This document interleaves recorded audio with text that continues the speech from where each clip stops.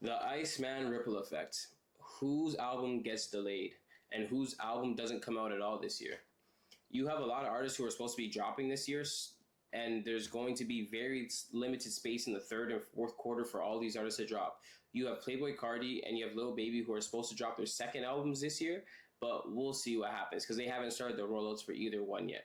But we do have Lana Del Rey, The Clips, Young Thug, ASAP Rocky, J. Cole, Baby Keem, Cardi B, JID and Metro, Travis Scott, Gunna, Sabrina Carpenter, and Offset who are supposed to drop this year.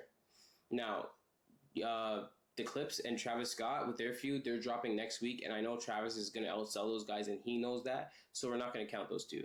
Now, Baby Keem and J. Cole, probably not going to drop this year. We'll probably get some new music from both of them, but not albums. Unless Cole does a surprise drop again, which I wouldn't be too mad at. But Cardi B, confirmed. She's already started her rollout, and she needs to go number one, especially with the fact that she hasn't dropped in 7 years. Her last album did a Grammy. She has a bunch of new female artists who have gone number one, who have dropped hits, and who have pushed the female culture forward. She needs to show that she can still compete and hang with these artists, especially being 7 years in and only dropping one album.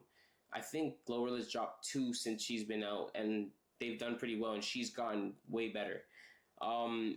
Young Thug also needs to be doing a decent amount of numbers and going number one. One, to prove to us that he still has it. Two, because he's going to be trying to go head-to-head with Gunna. Now, if Drake decides to drop in August and they haven't dropped yet, it's going to be nasty for them because they're going to have to then wait for Cardi B to drop and get her shit out the way because they're not outselling Cardi B. Cardi B is outselling everybody on this list except for maybe Lana Del Rey and Sabrina Carpenter. You also have ASAP Rocky, who I don't anticipate to drop this year because he just took his song off of YouTube. Public perception isn't that great of him right now, so he might wait for things to die down. Gunna's last album under YSL's label is going to be a very important one because he's trying to prove to everybody, like, not everybody, but the guys in rap, like, I'm still here. I can still do my thing. You guys aren't pushing nobody around. You're not bullying nobody. I'm going to do what I want to do type shit. And I don't blame him for that at all. Stand your ground, do your thing, and it's your last album under the label. Let them know what they're missing. Now, does Drake dominate the charts for 5 to 6 weeks? Maybe. Does Cardi B dominate the charts for 5 to 6 weeks? Maybe. But with all these artists slated to drop, who's going to be forced to drop in 2025?